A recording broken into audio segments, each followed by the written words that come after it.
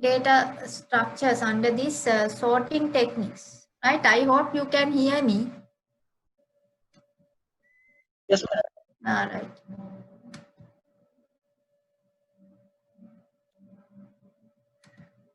Then, if I consider the previous slide set, then I have discussed what is sorting, and this is about arranging data in a particular format. Then this will specify the way the data is arranged, specifically in a particular order. Then in most of the cases, this is considered as a numerical order. Then sorting we can divide into two categories. One is called as in-place sorting, then the other one is called as not in-place sorting. Then in-place sorting doesn't require any extra space, and sorting happens in place. Then as an example, we can consider bubble sort, then not in place. Then the program requires space, additional space more than the required space for the elements being sorted. Then there's another category called as stable sorting, then and unstable sorting. Then when we consider the stable sorting, after sorting the contents, they do not change the sequence of the content. Then according to these two diagrams, number 26 is highlighted in blue color, which comes first 26, then the second 26 is highlighted in pink color. After sorting, the blue colored sorting one will come first and the pink colored one will come next to that, after that. Then unstable sorting. In that case, after sorting, the two elements will interchange. That means the order of sequence will change. Then adaptive sorting algorithm we had discussed.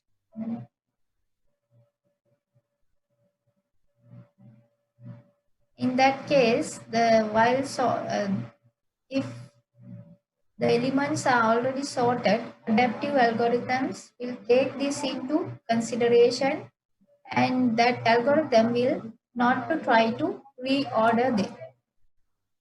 Then in the non-adaptive sorting algorithm,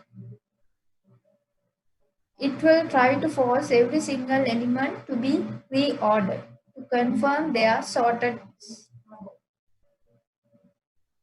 Then we have discussed what is a sorting algorithm.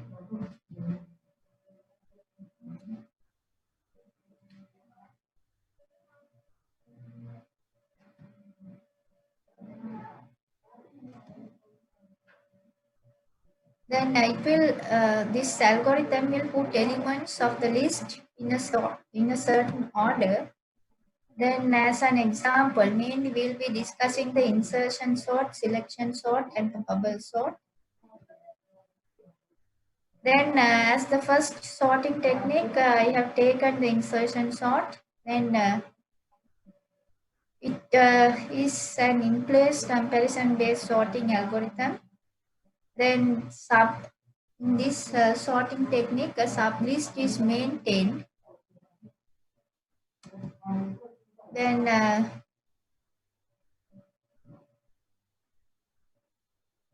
this sublist is maintained, that is the sorted one. Then an element which is to be inserted in this sorted sublist has to find its appropriate place, and then it has to be inserted there. Then the array is searched sequentially, and unsorted items are moved and inserted into the sorted sublist in the same array.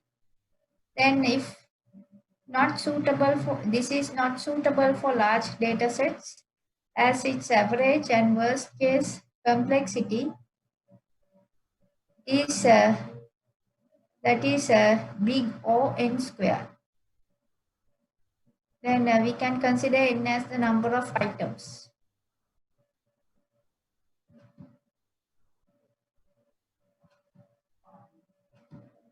Then as an example,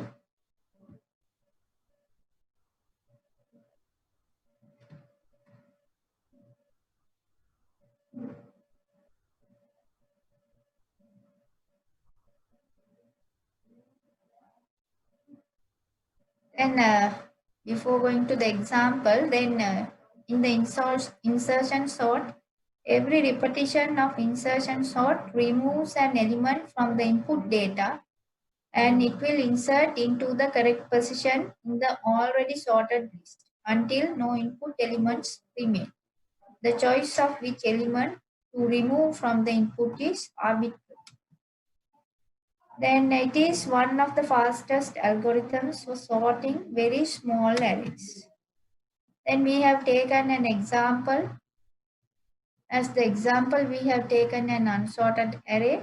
Then in this example, it will compare the first two elements, that is 14 and 33. Then it finds both 14 and 33 are already in ascending order. Then 14 is in sorted sublist. Then insertion sort will move ahead and compares 33 with 27. Then it finds that 33 is not in the correct position. Then it swaps 33 with 27. Then also checks with all the elements of the sorted sublist. The sorted sublist has only one element, 14 and 27 is greater than 14. Hence, the sorted sublist remains sorted after swapping. Then 14 and 27 are in the sorted sublist. Next, it will compare 33 with 10. Then it finds that these two values are not in a sorted order. As a result, the algorithm will swap them. Swapping makes 27 and 10 unsorted. Hence, again, the algorithm will swap them too.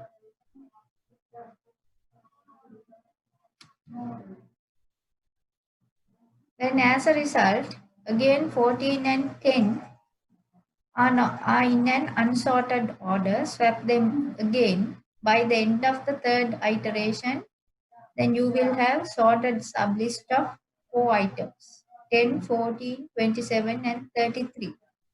Then this process will go on until all the unsorted values are covered in a sorted sublist. Right? That's how it works. This is the algorithm given for the insertion sort. Always it starts from the first element.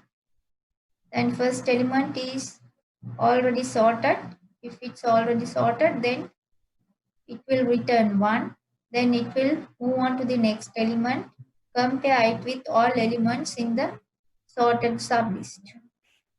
Shift all the elements in the sorted sublist that is greater than the value to be sorted. Then insert the value, repeat until the list is sorted. Then this is the C++ implementation. That's about the previous insertion sort algorithm. Then we'll move on to the next one, that is selection sort. Right? If we take the selection sort, this is again an in-place comparison based algorithm. Then the list is divided into two parts. That is the sorted part at the left and the unsorted part at the right. Right? In this algorithm technique, selection sort technique. Then the list is divided into two parts. That is the sorted part. That's it. That's at the left hand side, and the unsorted part is at the right hand side. Then initially the sorted part is empty and the unsorted part is the entire list. In the selection sort, the smallest element is selected from the unsorted array and swap it with the leftmost element, and that element becomes a part of the sorted array. Then this process will continue, moving unsorted array boundary by one element to the right, when this algorithm is not suitable for large data sets, because as its average and worst case complexities are of O n square, where n is the number of items in the list. Then we'll consider this, we'll take an example and see how the selection sort works. Right, we'll take an unsorted array with the starting value with 14, then 33, 27, 10, 35, 19, 42, and 44. Then for the first position in the sorted list, the whole list is scanned sequentially. Sequentially means the list is scanned element by element. The first position where 14 is stored presently, then we search the whole list and find that 10 is the lowest value in the unsorted array.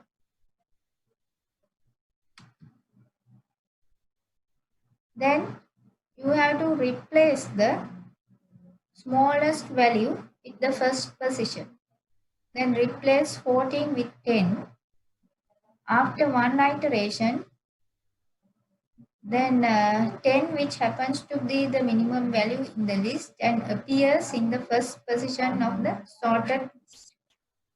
Right, then replace 14 with 10. After that iteration, the smallest value will take the position of the first value, then first value will move on to the position of the value 10. Then in the second position, you can find the 33. Value 33 is residing in the array. Then start scanning the rest of the list in a linear manner. Linear means again the sequential order. Then you will find 14 as the second lowest value in the unsorted list. Right? And this should appear at the second place. Therefore, swap these two values. Right? 33 with 14. After the second iteration, two least values are positioned at the beginning in the sorted manner. Then 14 will acquire the place of the value 33. Then value 33 will acquire the place of the value 40. Then you can see these two values are in sorted manner at the left end. The same process is applied to the rest of the items in the array. Then pictorially we can represent these sequences of the entire sorting process in the next row. Try to understand this drawing.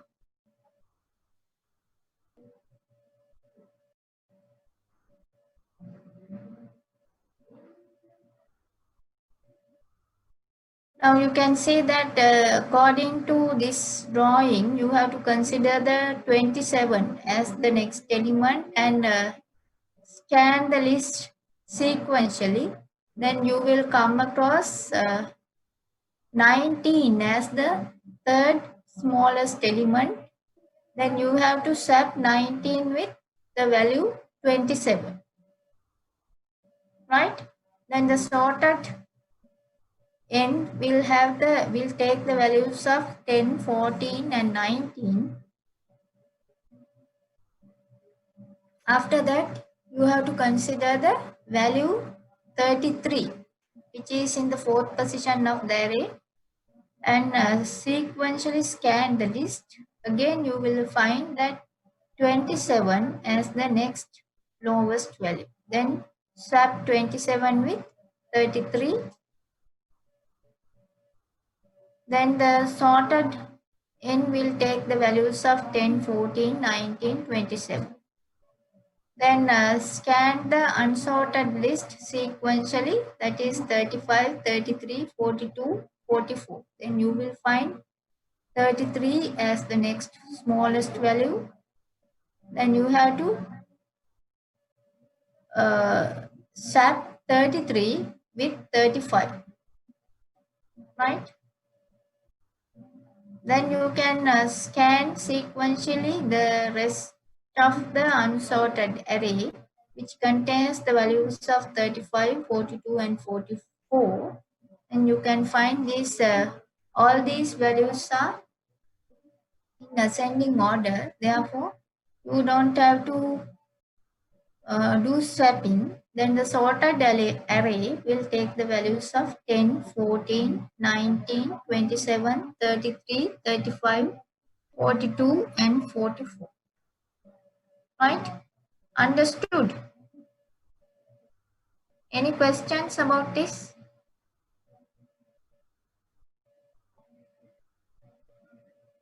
Students, can you hear me? Yes, madam. Yes, we can hear you. Yes, madam.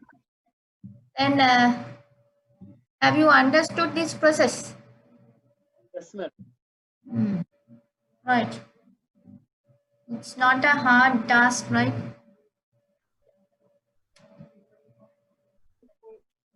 Then we can consider the algorithm for the selection sort. In the algorithm, usually we write it using the steps. Then step 1, it will set the minimum to the 0th location. 0th location is the starting position of array. In the step 2, search the minimum element in the list. Then in the step 3, swap with value at location mean, right? If you find a minimum value which is not in the 0th location, then a minimum value is assigned to the location 0. Then you have to swap these two values, right? After that, increment the minimum to the point to the next element. That means if we have already set the minimum value to location 0, then after incrementing that, wait for a minute. Then increment the minimum value to the point to the next element. Then you have to repeat this process until the list is sorted, right? According to my feeling, the selection sort is much more clear than the insertion sort.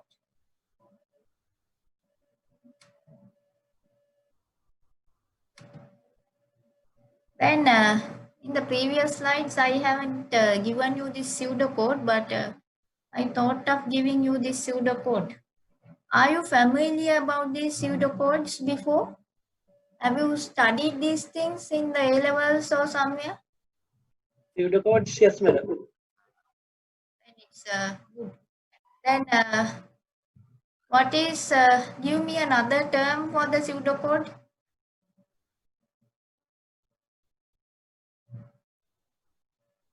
Pseudo means what? Madam. No idea. Pseudo means false code, right?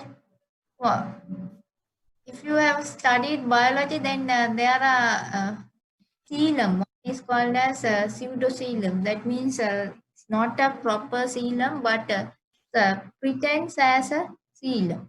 In this pseudocode also, this is not really a programming language, but you can convert this into a programming language, same as an algorithm. But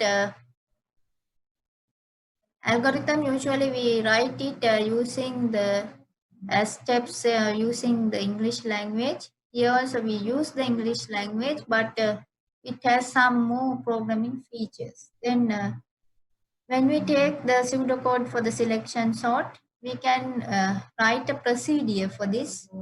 Procedure is very much similar to a function in a program. Then you can define the list for the array of items. Then n is used for the size of the list. Then you have to consider a for loop. Then I assign 1 to n minus 1. Right? Then you have to assign a value for the minimum that is taken using the value I. Then you have to introduce another loop for and assign take the value j. J will take I plus 1 up to n. Right?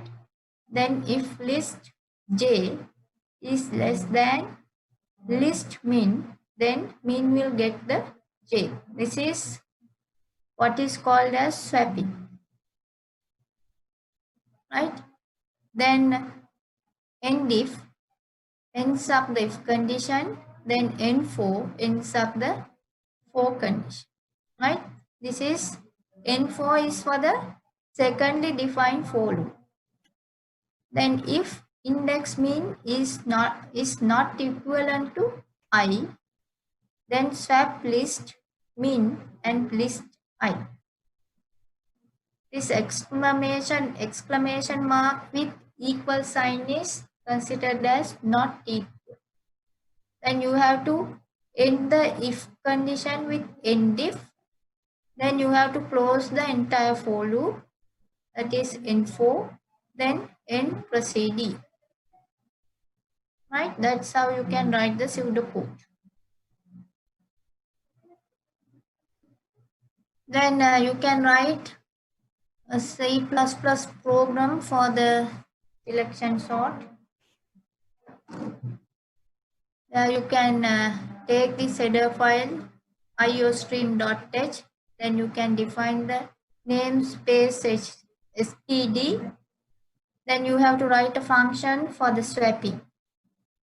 Swap these two values. We have I have in this coding, it is these two values have been taken as a and b. Then declare another temporary variable to store the value. And temp will get a, then a will get b, b will get temp. Then you have to display the array with pointers, then size. Then you have to use the for loop and those things. Right? Then finally, after making all the required swappings, this program will display the array before sorting and array after sorting. Right? That's about it.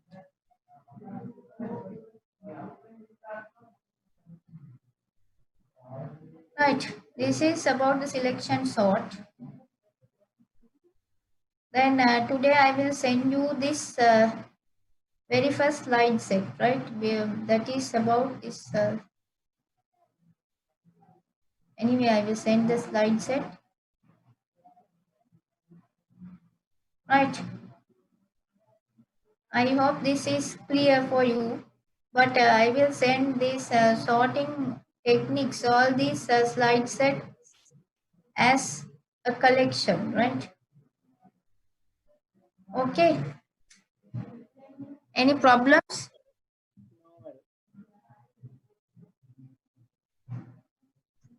No problems.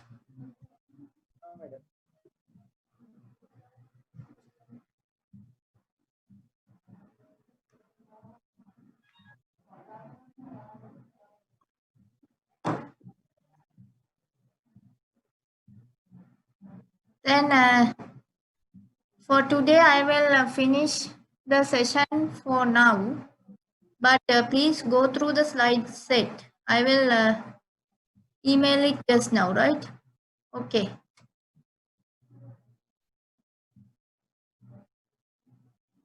Thank you, madam.